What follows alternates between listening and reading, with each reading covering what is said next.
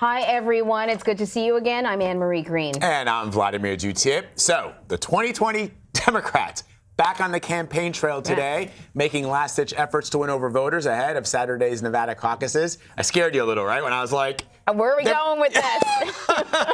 Talking about the debate, right? We're going on the road with these guys. They're probably still cooling off from last night's extremely fiery debate. Candidates clashed and attacked each other over the entire evening, not only on policy difference, but it almost felt, Anne-Marie, like there was a lot of personal animus going on. It really did. It was former New York City Mayor Mike Bloomberg's first debate. And from the first minute, he was on the defense. Nikole Killion has the highlights from Las Vegas. Some of Bloomberg's aides admit it wasn't his strongest showing, considering this was his first debate in about a decade. But overall, his campaign is pleased with his performance and said he's just warming up. I'd like to talk about who we're running against. A billionaire who calls women fat broads and horse-faced lesbians. And no, I'm not talking about Donald Trump. I'm talking about Mayor Bloomberg. Fight night in Vegas started in the opening round with Michael Bloomberg in the center of the ring. I don't think you look at Donald Trump and say, we need someone richer in the White House. Mr. Bloomberg had policies in New York City of stop and frisk, which went after African-American and Latino people in an outrageous way. The former New York City mayor said he was embarrassed about the outcome of the controversial policing policy. It got out of control. And when I discovered that we were doing too many stop and frisks, we cut 95% of it out. He figured out it was a bad idea after we sent in monitors and said it must stop. Even then, he continued the policy. Bloomberg, who has largely averted face-to-face scrutiny, was also asked about allegations of sexual harassment at his company. I have no tolerance for the kind of behavior that the Me Too movement has exposed. In my company, lots and lots of women have big responsibilities. They get paid exactly the same as men. I hope you heard what his defense was. I've been nice to some women. And was pressed about whether he would release former employees from non-disclosure agreements. We have a very few non-disclosure agreements. How many is Let me that? finish. How many is that? None of them accuse me of doing anything other than maybe they didn't like the joke I told. And let me point, there's agreements between two parties that wanted to keep it quiet. You could release them from that immediately, because understand, this is not just a question of the mayor's character. This is also a question about electability.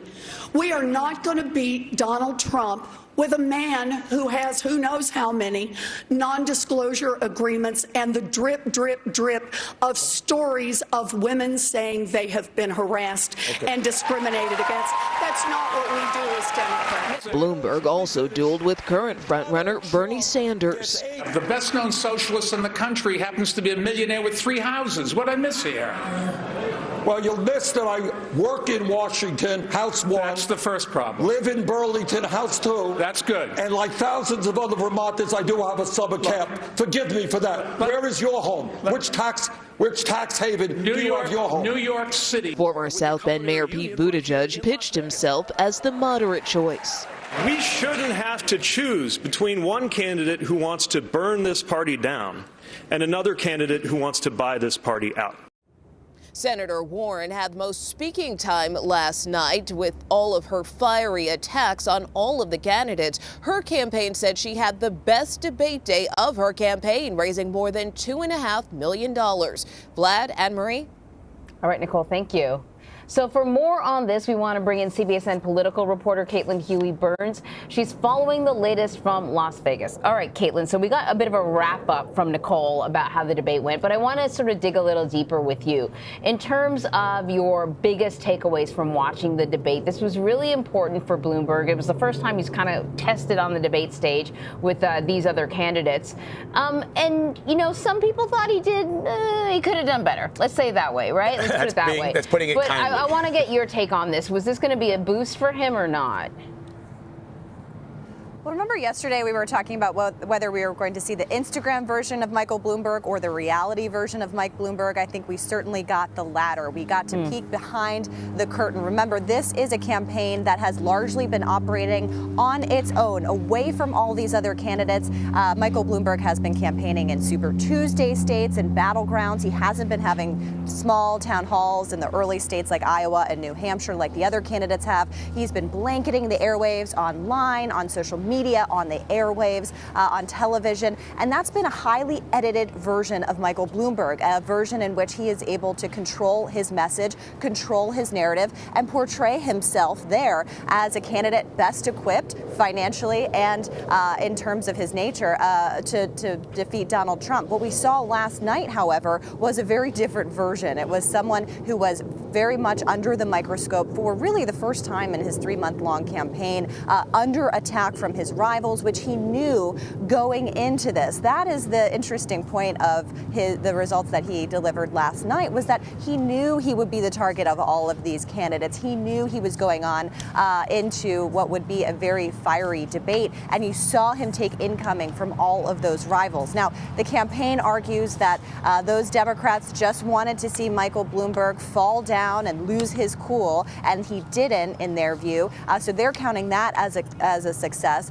But it will be interesting to see kind of how the polling responds to his performance last night, because remember, he's been surging in the polls, especially in some of those Super Tuesday states and in national polls as well, which got him onto the debate stage last night. That didn't really live up, I think, to the expectations that he himself has been setting. And I think you can imagine those clips, especially his responses to the question about NDAs, being played over and over again. I think it's going to be very hard, and he looked, quite frankly, unprepared. Yeah, I thought to myself, he seemed like he was prepared for sort of the first level of criticism, and then he had a response. But then once there was another level of criticism, pushing him a little further, he seemed to get sort of weaker in his responses. Well, it feels, it felt as, look, this is a guy who is a CEO billionaire who has very rarely people telling him, you must do this and you need to say and this. Explain yourself. And explain yourself. And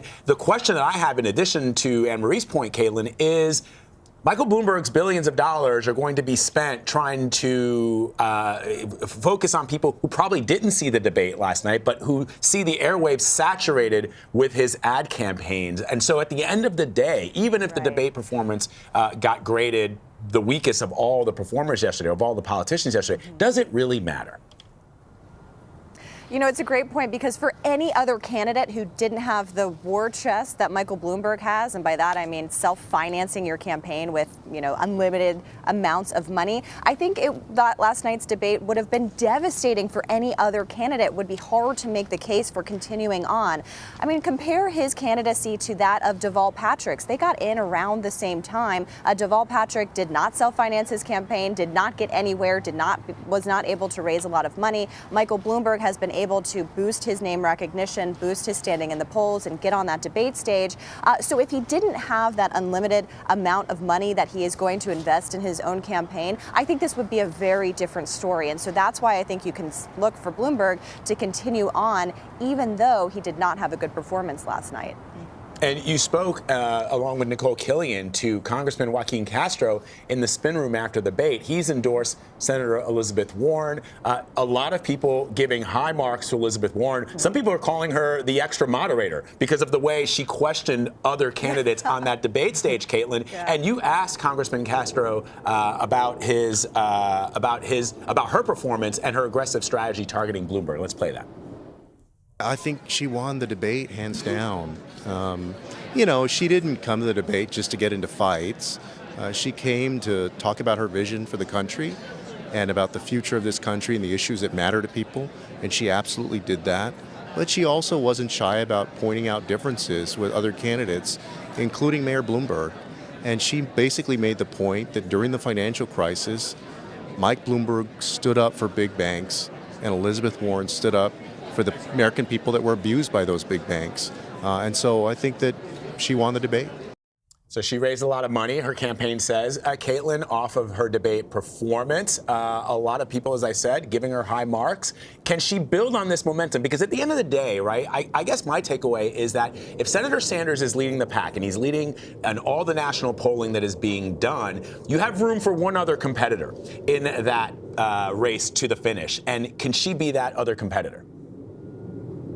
You know, coming off these first two early contests in Iowa and New Hampshire, Elizabeth Warren has been eclipsed not only by Bernie Sanders, but by Amy Klobuchar, who has kind of taken up the mantle of being a woman candidate in this race.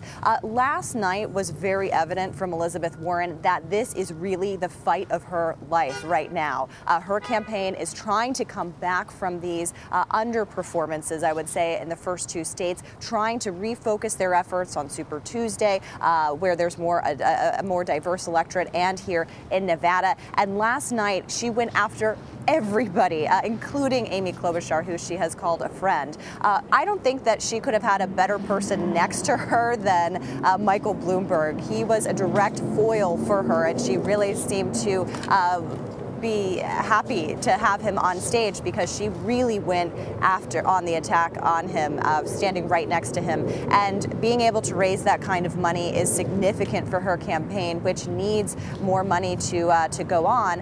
And it was really, you know, fitting into her campaign message all along. So I think the campaign had a good night last night. They feel like they were able to at least stay in the news today after being eclipsed by some of these other candidates. But the question is, how long does that last, especially if she doesn't do well here in Nevada? I want to ask you about two other candidates that seem to be sparring with each other. I know a lot has been made about Bloomberg and the attacks on him, but what about Pete Buttigieg and Amy Klobuchar? They seem to sort of be kind of going after each other. And, you know, Amy Klobuchar really almost appeared to be taking his snipes personally.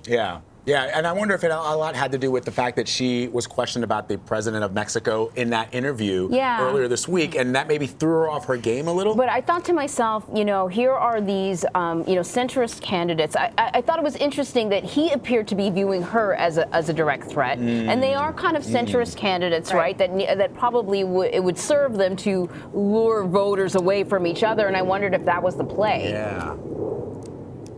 Yeah, it was really revealing of the strategies coming from those two campaigns, that they were really going after each other there. I asked Amy Klobuchar after the debate, you know, can you give me a sense of what that thought bubble was in your head as Pete Buttigieg was going after you? And she said it was like, seriously? She really, you could tell by her facial expressions, by the way she was responding to him, that she was just really ticked off by him going after her. And I think that reveals a strategy by the Pete Buttigieg campaign. They're competing for similar types of voters. Amy Klobuchar, of course, has been surging after that New Hampshire third place finish right behind Pete Buttigieg. And so they're kind of all competing for similar types of voters. Meanwhile, Bernie Sanders, who you could argue is a front runner in this race, having just won New Hampshire and poised to do well here in Nevada, didn't get as much scrutiny as he otherwise could have if Michael Bloomberg weren't on the stage and if Amy Klobuchar and Pete Buttigieg weren't kind of going after each other. It seems like every but one of those moderate candidates wants to make this a one-on-one race with Bernie Sanders in the final stretch, and I don't think that anybody really got as far as they wanted to last night. All right, still lots to chew over. We'll do that in the coming hours. Caitlin, as always, we thank you.